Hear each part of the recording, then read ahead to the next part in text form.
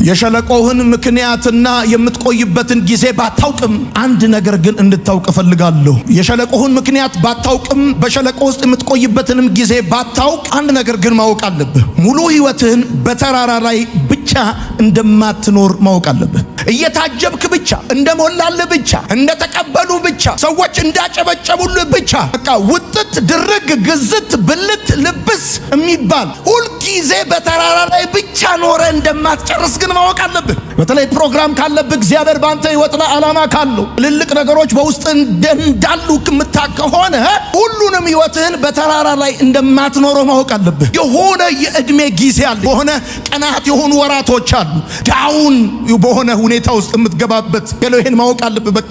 ስለዚህ እርግጠኝነት ነግራለሁ። ለምሳሌ ሙሴ 40 ዓመታትን በምድረ በዳ አሳልፏል። ዳዊት 17 ዓመታት ተቅበዝብዟል። ጳውሎስ ብዙ ዓመታት በእስር ቤት አሳልፏል።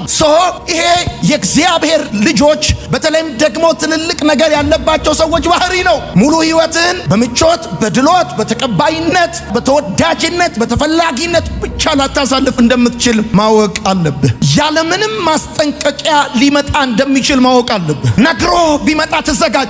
አሁን ቀጣዩ ሲዝን የቫሊ ሲዝን የሸለቆ ሲዝን የምትወርድበት የምትፈተንበት ተግዳሮቶች ውስጥ የምትገባበት ጊዜ ነው ተብሎ ሪማይንደር ተልኮልህ ማስታወሻ ተልኮልህ ማስታወቂያ ተለጥፎ ላይሆን ይችላል ሸለቆ ውስጥ የምትገባው ወይም ሸለቆ የሚመጣው። ድንገት እንደ ትላንት በስቲያ በሰው መካከል ሆነ እንደ ዛሬ ብቻ ልትሆን ትችላለህ። ድንገት እንደ ትላንትና የምትገዛ የምትሸጥ የምትለውጥ ሆነ እንደ ዛሬ ነገሮች ሁሉ ቀጥ ሊሉ ይችላሉ። የህይወት ሸለቆ ያለ ማስጠንቀቂያ ወደ ህይወትህ እንደሚመጣ ማወቅ አለብህ። ውድ የአገሬ ልጆች ወንድሞቼና እህቶቼ የእግዚአብሔር መንገድ በዚህ ጋር ነው ሊባል በማይችል መልኩ እጅግ አስደናቂና አስገራሚ ነው። እግዚአብሔርም በሰሜን ስትጠብቁት በደቡብ ይመጣል፣ በምስራቅ ስትጠብቁት በምዕራብ ይመጣል፣ በየብስ ስትጠብቁት በባህር ይመጣል፣ በምድር ስትጠብቁት በሰማይ ይመጣል። እግዚአብሔር አምላክ ልጆቹን የሚመራ አምላክ ነው። የሚመራ ብቻ ሳይሆን ደግሞ ወደ ነገራቸው የተስፋ ቃላቸው የሚያደርሳቸው፣ የሚጠብቃቸው፣ የሚሸከማቸው ድንቅ አምላክ ነው። በህይወት መንገድ ላይ ከፍታዎችም ዝቅታዎችም አሉ። ሁሌ ከፍታ፣ ሁሌ መከበብ፣ ሁሌ ሙላት፣ ሁሌ ድል ብቻ ሳይሆን አንዳንድ ጊዜም ደግሞ ብቸኝነት፣ ዝቅ ማለት ወይንም ደግሞ በአንዳንድ የህይወት ፈተናዎች ውስጥ ማለፍ በሰው ህይወት ውስጥ የተለመደ ጉዳይ ነው። ህይወት ከተራራና ከሸለቆ የተሰራች ነች። አንዳንድ ጊዜ ባሰባችሁት ባልጠበቃችሁት የህይወት መንገድ ላይ ብዙ ነገሮች ቀና ይሆናሉ። ይከፉብኛል ወይንም ደግሞ ጠነክሩብኛል ብላችሁ የምታስቧቸው ነገሮች ከሐሳባችሁ ከግምታችሁ በተለየ መልኩ ቀና ይሆናሉ። ሌላ ጊዜ ደግሞ በጣም ተዘጋጅታችሁ ጸልያችሁ አስባችሁ በጉዳዩ ላይ በቁርጠኝነት እየተራመዳችሁ ነገሮች ሁሉ ተቃራኒ የሚሆኑባቸው ጊዜያቶች አሉ። ህይወት ከተራራም ከሸለቆም ከከፍታም ከዝቅታም ከተቀባይነትም ከመገፋትም ከሙላትም ከጉድለትም ከደስታም ከሐዘንም ከሁለቱም ተሰላስላ የተሰራች እንደሆነች አስባለሁ። ምናልባት ደግሞ ምን ያህል ዝቅ እንዳላችሁ ለመናገር እስከሚቸግራችሁ ድረስ ደግሞ የምትደርሱበት ጊዜ ይኖራል። ማለትም ምን ያህል እየተፈተናችሁ እንደሆነ፣ ምን ያህል ወደ ኋላ እንደቀራችሁ፣ ምን ያህል በአስጨናቂና ከባድ በሆነ ሁኔታ ውስጥ እያለፋችሁ እንደሆነ ለመናገር እንኳን እስከሚቸግራችሁ ድረስ አንዳንዶቻችሁ በአንዳንድ ጉዳይ ለሌሎቻችሁ ደግሞ በሌላ ጉዳይ እንደዚህ አይነት የህይወት መንገድ ላይ ታልፋላችሁ። በጠይቃችሁ ቃላት ፈልጋችሁ ልታገኙ በማትችሉት አይነት ዝቅታ ውስጥ እያለፋችሁ ያላችሁ፣ መገፋት ውስጥ፣ ማዕበል ውስጥ፣ ተግዳሮት ውስጥ ወይንም ደግሞ የህይወት ጥያቄ ውስጥ ባልጠበቃችሁት የህይወት ጥያቄ ውስጥ ያላችሁ አላችሁ። ምናልባት ከ10 ከ15 ዓመት በፊት ተማሪ በነበራችሁ ጊዜ ከወላጆቻችሁ ጋር ስትኖሩ ፕላን ካደረጋችሁት ካሰመራችሁት ከታያችሁ ከዛ ነገር በተቃራኒው እየኖራችሁ ያላችሁ ሰዎች ትኖራላችሁ።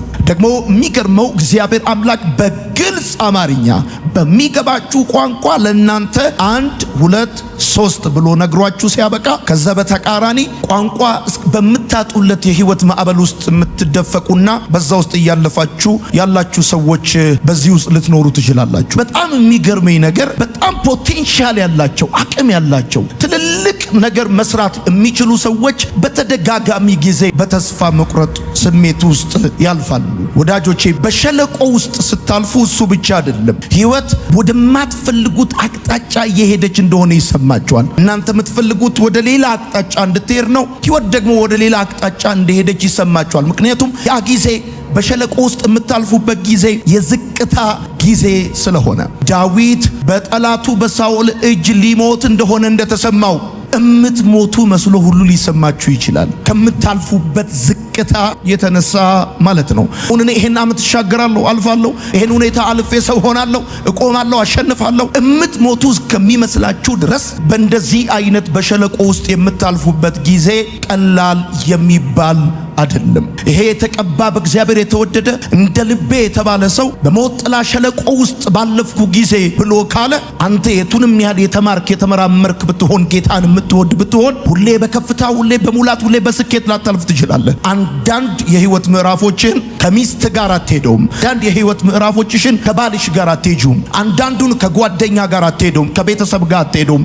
ብቻህን እግዚአብሔር አንተ እንድትሄድበት ያሰመረልህ የሚያሰምርልህ መንገድ እንዳለ ማወቅ አለብህ። በሸለቆ ስታልፍ አንዳንድ ጊዜ ደግሞ የሚሰማህ ነገር ምንድነው? እግዚአብሔር እንደሌለ ወይም እግዚአብሔር እንደተወ ሁሉ ይሰማል።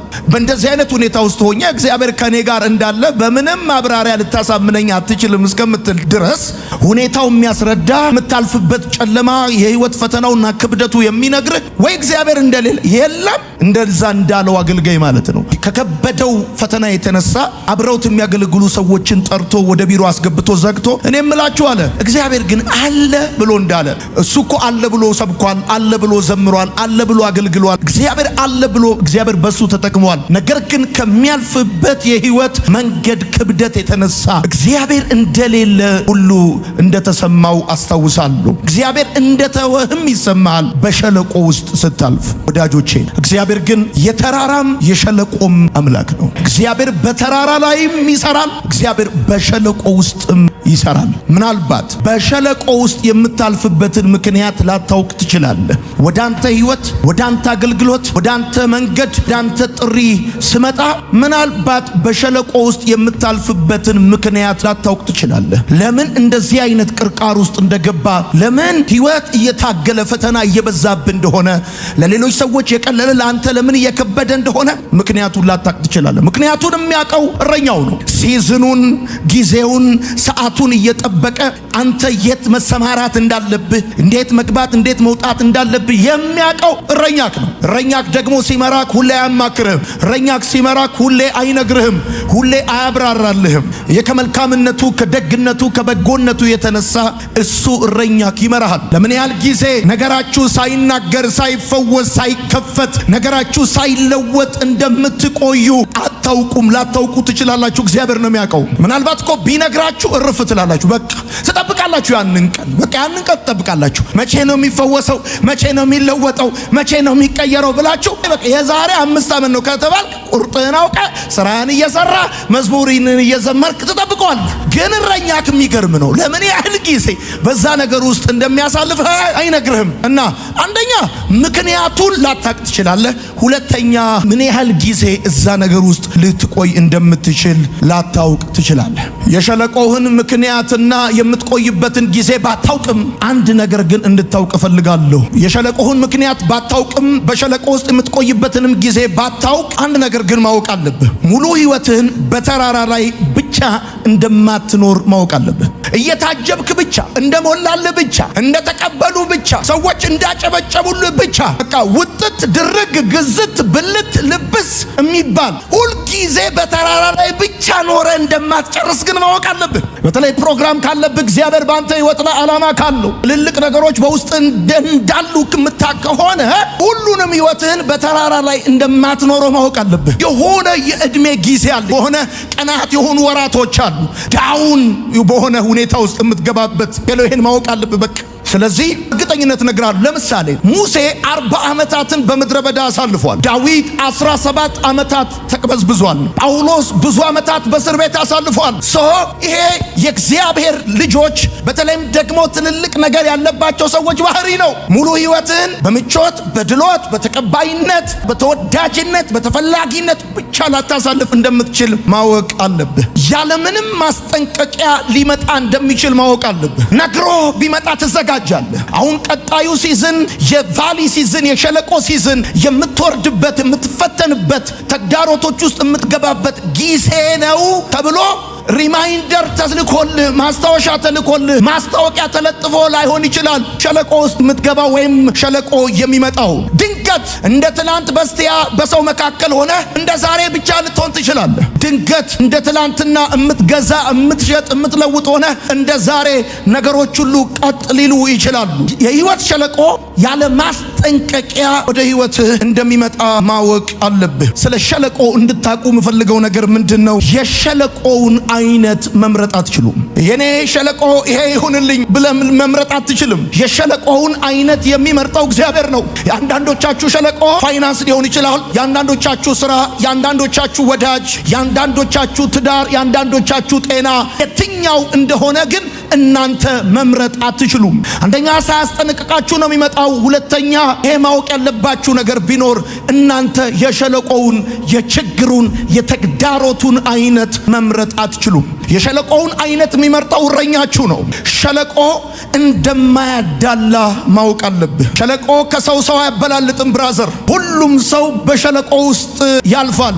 ምናልባትም ከአንድ ጊዜ በላይ ሸለቆ ውስጥ ያልፋል። ከአንድ ጊዜ በላይ አንዳንዶቻችሁ እንድታቁ የሚገባው ነገር ምንድነው? ከአንድ ጊዜ በላይ ከሁለት ጊዜ በላይ ከሶስት ጊዜ በላይ ዳውን በሆነ ሁኔታ ውስጥ ልታልፉ ትችላላችሁ። ሁሉም ሰው በሸለቆ ውስጥ ያልፋል። ሸለቆ አያዳላም። ሰው ከሰው አያበላልጥም። በጣም ታዛዥ የሆኑ በጎች እንኳን ሳይቀሩ በሸለቆ ውስጥ የማለፍ ግዴታ አለባቸው። አንድ እረኛ በጎች የሚመራ እረኛ በጎች የሚጠብቅ እረኛ ታዛዥ በጣም መልካም በጎች እንዳሉት ሁሉ ደግሞ በጣም ቀሽቃዣ አስቸጋሪ በደንብ በገንዳ ምግብ ብታቀርቡላቸው የቤቱ የማይጣፍጣቸው ወደ ጎረቤት አንገታቸውን የሚያሾልኩ በጎች አሉ። ቀንዷ እንጥጤ ተባረ የሆነችው በግ ተንከሲስ ይገርማል። ተንከሲስ የሆነችውን በግ በሚመራበት መንገድ እረኛው በጣም ታዛዥ የሆነችውንም አብሮ ይመራታል። ሸለቆ የማይቀር ሀቅ መሆኑ ነው። ወደ ከፍታው ሌላ መንገድ የለም፣ አማራጭ መንገድ የለም። the only way ወደ ከፍታው ያለው መንገድ ዝቅታው ብቻ ነው። በተለይ ጃይንት ፖቴንሻል ካለ የሆነ ኢንተርቫል እየጠበቀ ዳውን ይወስድ። እረኛ ካወቀው አይገባም። እረኛ ካው አንዳንድ ጊዜ ፋይናንስ ዳውን ይሆናል። አንዳንድ ጊዜ ሰዎች ጀርባ ይሰጡሃል። አንዳንድ ጊዜ እግዚአብሔር በከባድ ጉዳይ ውስጥ ይመራሃል። የዛን ጊዜ ሆነ በቃላት ልትናገረው የማትችለው አይነት ዝቅታ ከተሰማ አትጠራጠር። እንደ ባለሙያ ነግርሃለሁ፣ ቀጥሎ ያለው ከፍታ ነው። አሜን በል። ወደ ተስፋ ቃልህ የሚወስድህ መንገድ ሸለቆ ብቻ ነው። ወዳጆቼ እኔ እንደው ዝም ብዬ ኢሉዥናል ክርስቲያኒቲ እንድትኖሩ አላስተምራችሁም። እንደው ዝም ብሎ አየር ላይ የሆነ ክርስትና ብቻ አልነግራችሁም። ትወጣለህ ብቻ አይደለም እልህ፣ ልትወርድም ትችላለህ። ወርደሃል ማለት ግን አብቅቶልሃል ማለት አይደለም። ወርደሃል ማለት ተዋርደሃል ማለት አይደለም። ለሌላ ድል ለሌላ ከፍታ እግዚአብሔር አምላክ አንተን እያዘጋጀ ነው ማለት ነው እንጂ ቤትህ፣ ፋይናንስህ፣ ስራክ ላይ ህይወትክ ላይ የሆነ ተግዳሮት መጥቷል ማለት በቃ አንተ አክትሞልሃል ማለት አይደለም። ሌላ ቻፕተር ሊከፈት ነው። ምክንያቱም የመጀመሪያው ቻፕተር ሲያልቅ ቻፕተር 2 ይከፈታል። ገብቷል? አንዱ ምዕራፍ ሲዘጋ ሌላ ምዕራፍ ይከፈታል። የሰማኝ ሰው ብቻ ካለ አሜን ይበለኝ። በህይወት ሸለቆ ውስጥ ስታልፍ ማወቅ ያለብህ ነገር ምን መሰለህ? ሸለቆ ዓላማ እንዳለው ማወቅ አለብህ። ፐርፐዝ አለው። እረኛው በጎቹን ወደ ተሻለ ቦታ የሚወስዳቸው በሸለቆ በኩል እንደሆነ ሸለቆ ዓላማ አለው። ይሄ ተግዳሮት፣ ይሄ ሚስ አንደርስታንዲንግ፣ ይሄ መገፋት፣ ይሄ ባልጠበቀው የህይወት አቅጣጫ ውስጥ መሄድ ዓላማ አለው። ዝም ብሎ አይደለም ብራዘር። እያንዳንዱ አንተ የምታልፍበት የምትረግጥበት እርምጃ ሌሰን አለው፣ ዓላማ አለው፣ ፕሮግራም አለው።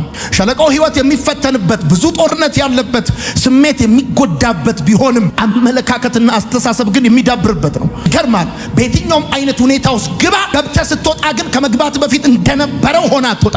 አመለካከት፣ አስተሳሰብ፣ አቅም፣ ጉልበት፣ ክርስትና መንፈሳዊ ህይወት እንኳን እንደ ቀድሞ አይሆንም። አለው ዓላማ፣ አለው ምክንያት፣ አለው እግዚአብሔር ጉዳይ አለው እዛ ውስጥ። እየሰማኝ ያለ ሰው ካለ አሜን ይባላል። አለው ነገር እንዲያብዝቶ ዝም ካለ ጠላቴ ሆይ ደስ አይበልህ፣ ቢመሽም ለኔ ቀን አለው ጉዳይ። ዝም ብሎ አይደለም በጨለማው በኩል የሚመራኝ፣ ከባዱ መንገድ የሚመራኝ ዝም ብሎ አይደለም። ይገርማል። እምነቴን ሊያጠነክረው ነው። ይገርማል። እስራኤልን በኤርትራ ባህር በምድረ በዳ በግብጽ የመራ አምላካችን ምክንያት አለው። ይገርማል። ከፊት ለፊት የተንጣለለው ኤርትራ በላይ እግዚአብሔር አምላክ የነገስታት ንጉስ ጌቶች ጌታ እንደሆነ እኔ ከእግዚአብሔር ዘንድ መልእክት ይዤላችሁ ነው የመጣሁት። ማኪያቶ ቤት ውዬ አይደለም የመጣሁት ብራዘር፣ ልጅ አይደለም የመጣሁት። ከእግዚአብሔር ዘንድ መልእክት ይዤላችሁ ነው የመጣሁት። እግዚአብሔር አምላክ ለእናንተ መልእክት አለው ዛሬ። እውነቴን ነው የምነግራችሁ። አለው ዓላማ አለው፣ ፐርፐስ አለው። ትዝ ይለኛል ሃይ ስኩል ተማሪ ሆኜ እኔ የማጠናበት ክፍሉ ጋር አጠገቡ ላይ አንድ ዛፍ አለ፣ አንድ ባህር ዛፍ አለ። ትልቅ ዛፍ ነበረ እና ካጠገቡ ደግሞ አንድ የጽድ ዛፍ አለ። እያጠናው እያለ አንዳንድ ጊዜ ከባድ ንፋስ ሲነሳ ባህር ዛፉን በመስኮት በኩል አየዋለሁ። መሬት ነክቶ ይመለሳል። ከዛ የደረቀው ነገር ይራገፋል። እዱ ግን ክንችር ብሎ እንደቆመ ነው የሚቀረው። ይገርማል። እና አንድ ቀን በመስታወት በኩል አየው። የሚነሳው የትኛውም ንፋስ ህይወት የሌለውን ነገር አራግፎ እኔን ይመልሰኛል እንጂ ወድቆ አያውቅም። ፈተና ሊነሳ ይችላል፣ ተግዳሮት ሊነሳ ይችላል፣ ማዕበል ሊነሳ ይችላል። ነገር ግን ከህይወትህ ላይ መውደቅ ያለበትን ነገር ይጥለው ይሆናል እንጂ አንተን አይጥልህም። መንገድህን አያቆመው። አንተ ቤትህን አይፈትነው፣ ቤትህን አይበትነው። በሸለቆ ውስጥ ስታልፍ ማወቅ ያለብን ነገር ልንገርህ። ሸለቆ ማለፊያ እንጂ መኖሪያ እንዳልሆነ ማወቅ አለብህ። የምታልፍበት እንጂ የምትኖርበት አይደለም ብራዘር። እሱ መክሰስ እንጂ ራት አይደለም። ታልፈዋለህ። ይሄን አልፈ ትዘምራለህ። ይሄን አልፈ ትመሰክራለህ። ይሄን አልፈ እንደ ታሪክ ታወራዋለህ። ይሄን አልፈ መጽሐፍ ታረገዋለህ። ይሄን አልፈ መዝሙር ታረገዋለህ። ታልፈዋለህ። ይገርማ። ይሄ ማለፊያ ነው። ወደ ቫሊ፣ ወደ ሸለቆ፣ ወደ ቻሌንጅ ውስጥ ስትገባ እረኛውን ማወቅና እየመራክ እንደሆነ ማወቅ ብቻውን በቂ ነው። ሌላ ተጨማሪ ግሳንግሳ አያስፈልግህ። እረኛውን ማወቅ ብቻውን ይበቃሃል። ለምን እዚህ ሸለቆ ውስጥ እንደገባ ከዚህ ሸለቆ መቼ እንደምትወጣ ምክንያቱ ምን እንደሆነ ምናምን ለማወቅ ምናምን ጥረት ማድረግ እሱ አያስፈልግም። ያስፈልግ እረኛውን ማወቅ ነው። እንደዚህ እግዚአብሔር እረኛዬ ነው። እሱ አይደለም፣ ታላቅ ወንድሜ አይደለም፣ ጉልበቴ አይደለም፣ አቅሜ አይደለም። እግዚአብሔር እረኛዬ ነው። የሚያሳጣኝም የለም። በለመለመው መስክ በረፍቱ ዘንድ ይመራኝ። ነፍሴን መለሳት፣ ስለ ስሙም በጽድቅ መንገድ መራኝ። በሞት ጥላ መካከል እንኳን ብሄድ አንተ ከኔ ጋር ነህና። በሸለቆው ስታልፍ የሚጠቅምህ እነማን እንደተውህ፣ እነማን እንደረሱ፣ እነማን እንደሚያወሩብህ አይደለም ማወቅ የሚጠቅምህ እረኛን ማወቅ ነው። እረኛዬ እግዚአብሔር ነው ማለት ነው። በቃ አለቀ። እግዚአብሔር ላንተና ለእርሱ ክብር በማያመጣ መንገድ እንደማይመራህ ማወቅ አለብህ። በየትኛው መንገድ ይምራ እግዚአብሔር አምላክ በዛ መንገድ የሚመራ ላንተና ለሱ ክብር እንደሚያመጣ እርግጠኛ በሆነበት መንገድ ብቻ ነው የሚመራ። አንድ ነገር አውቃለሁ። በየትኛው መንገድ ይውሰደኝ፣ በአጭሩ ይውሰደኝ፣ በረዥሙ፣ በከባዱ ይውሰደኝ፣ በቀላሉ እግዚአብሔር ለኔና ለሱ ክብር በማያመጣ መንገድ አይመራኝም። እግዚአብሔር እኔን የሚመራኝ ለኔና ለሱ ክብር በሚያመጣ መንገድ ነው የሚመራኝ። ብቻዬን ሊሆን ይችላል፣ ከባድ ሊሆን ይችላል፣ ፈተናው ብዙ ሊሆን ይችላል። ነገር ግን ጋድ እኔን የሚመራኝ ለኔና ለሱ ክብር በሚያመጣ መንገድ ነው እግዚአብሔር የሚመራኝ። እያወራ ያለሁትኝ እግዚአብሔር እረኛው እንደሆነ አምኖ የተቀበለና የገባው ሰው ብቻ ካል 100% ነግርሃለሁ። እንዴት እዚህ ሁኔታ ውስጥ ገባው እያልክ ከሆነ እዚህ ሁኔታ ውስጥ አስገብቶ ከሆነ እያየ እንዳላየ እየሰማ እንዳልሰማ ዝም ብሎ መርቶ አምጥቶ ከሆነ እመነኝ ክብር በማያስገኝበት የህይወት መንገድ እግዚአብሔር አይመራህም። እዚህ ሳምንት በኋላ ከዚህ ወር በኋላ ለታላቅ ሹመትና ክብር እግዚአብሔር ይጠራል። አንቺ ቤት የዘገየ ነገር ካለ አትጠራጠር፣ አትታበዩ፣ በኩራትም አትናገር። እግዚአብሔር አዋቂ ነው፣ ስራውንም ይመዝናል። አንቺ ቤት የዘገየ ነገር ካለ ከቁጥር ይልቅ አንዱ ሳሙኤል፣ ከሰባቱ ይልቅ አንዱ ሳሙኤል ለእግዚአብሔር ካህን እንደሆነ አገልጋይ እንደሆነ አትጠራጠሩ። በሸለቆ ውስጥ ስታልፍ ማወቅ ያለብህ ነገር ምን መሰለ? ተራራው አንተ እግዚአብሔርን ለማግኘት የምትወጣበት፣ ሸለቆ ደግሞ እግዚአብሔር አንተን ለማግኘት የሚመጣበት ቦታ እንደሆነ ማወቅ አለብህ። ልክ እግዚአብሔር አምላክ ወደ ህይወት ከፍታ ሲያመጣ ያ ታይም ማለት አንተ እግዚአብሔርን ለማግኘት የምትወጣበት፣ ዳውን ስትወርድ ደግሞ እግዚአብሔር አንተን ለማግኘት የሚመጣበት ነው። ለምን መሰለ? ግርግሩ ብዙ ነው፣ ደዋዩ ብዙ ነው፣ ፈላጊ ብዙ ነው። ትልቁ አሁንም ነው የሚጮኸው። ሊያወራ ካልቻለም ቢዚ ሆነበታል። ስለዚህ ለተወሰነ ጊዜ ካፍታ ማስታወቂያ በኋላ ይመለሳል ብሎ ጓደኞችን አንተን አውንቱ ደቫል ይወስዳል ወረታቸው። የዛን ጊዜ የሚደውልልህ የለም። ያኔ ብቻ ትሆናለህ። መጽሐፍ ለማንበብ፣ ለመጸለይ፣ ለመዘመር ትመቸዋለህ። ያን ጊዜ አንተን ለማግኘት ሰማይ ወክ ያደርጋል፣ ወዳለበት ሁኔታ ይመጣል። ሰይጣን ብቻ ነህ፣ እሱ ብቻ አይደለም። ጥሩ እረኛ ወደ እንደዚህ አይነት ሁኔታ ውስጥ ውስጥ አይመራህም ብሎ ሊዋሽ ይሞክራል። ጥሩ እረኛ ቢኖር እንዴት እንደዚህ አይነት ሁኔታ ውስጥ መርቶ ያመጣሃል ብሎ ሊል ይችላል። ነገር ግን በሸለቆ ውስጥ ስታልፍ ወደ እረኛ መቅረብ እርምጃን ያቀልላል። በሰርግ ቤት ከብፌው ዋናውን የሚያነሳው ለሙሽሮቹ የቀረበ እንጂ ለብፌው የቀረበ አይደለም። በሸለቆ ውስጥ ስታልፍ ወደ እረኛው ቅረብ፣ ወደ ፓስተሩ አትቅረብ። ትነቅላለ። ጭራሽ ራስ ወደ እግዚአብሔር ከመቅረብ የተነሳ አንዳንድ የቅርብ ሰዎች ራሳቸው በምን ውስጥ እያለፍክ እንደሆነ አያውቁ። ስትመጣ ፊት ያበራል። ሙሴ ከእግዚአብሔር ጋር ቆይቶ ሲመጣ ቁርበቱ ያበራ እንደነበረ በጣም አለጁ ከባድ በሆነ ሲዝን ወደ እረኛ ስትቀርብ፣ ወደ ጌታ ስትቀርብ ይቸግርህ አይቸግርህ፣ ይጉዳል ይሙላ የሚታወቅ ነገር የለም። ስትመጣ ሻይ ታረጋለህ። በሸለቆ ስታልፍ ሁለተኛ ከእረኛው ጋር ተነጋገር። ዳዊት ወደ ሸለቆ በገባ ጊዜ ስለ እግዚአብሔር መናገር አቁሞ ከእግዚአብሔር ጋር መነጋገር ጀመረ። ምዕራፍ 23 እንደዚህ ነው ያለው፣ እግዚአብሔር እረኛዬ ነው አለ፣ የሚያሳጣኝም የለም አለ። በለመለመው መስክ ያሳድረኛል፣ በረፍቷ ዘንድ ይመራኛል አለና ነፍሴ መለሳት፣ ስለ ስሙ በጽድቅ መንገድ መራኝ። ከዛስ እስከዚህ ድረስ እስከ ቁጥር 3 ድረስ ስለ እግዚአብሔር ነበር የሚያወራው። ልክ ወደ ሸለቆ ሲገባ በሞት ጥላ መካከል እንኳን ቢሄድ አለና አንተ ያናግረዋል እረኛውን፣ አንተ ከኔ ጋር ነህና ትሁን አልሆነው። ልክ ሸለቆ ስትገባ ከእረኛው ጋር ነው መነጋገር ያለብህ። ከሰው ጋር፣ ከአከራይ ጋር፣ ከምቀኛ ጋር፣ ሸረኛ ጋር ማውራትና ከእግዚአብሔር ጋር በሞት ጥላ መካከል እንኳን ቢሄድ አንተ ከኔ ጋር ነህን አናግረው። እግዚአብሔር ትኩረትህን በእረኛው ላይ ብቻ አድርግ። ትኩረትን በሁኔታው፣ በጨለማው፣ በገደሉ፣ ድረበዳው፣ በምታየው፣ በምትሰማው፣ በሚነገረው ላይ ማድረግ ትተህ ትኩረትህን በእረኛው ላይ አድርግ። ሸለቆ ቋሚ መኖሪያ አይደለም፣ ማለፊያ መንገድ ነው። ሸለቆ መክሰስ ነው፣ ራቱ ሌላ ነው። እምነት ልታብራራው የማትችለው መኖር ነው። በሸለቆ ውስጥ ስታልፍ አመስግነው። በተራራው በኮረብታውና በሸለቆዎች ውስጥ እግዚአብሔር ምንጭን ይሰጣል ይላል። እኔ የምጠብቀው ምንጭ በተራራና በኮረብታ ነው። ፋዘር ግን አሰራሩ ልዩ ልዩ ነው። በሸለቆ ውስጥ ሁሉ ምንጭ ይሰጣል። ኢየሱስ ጌታ።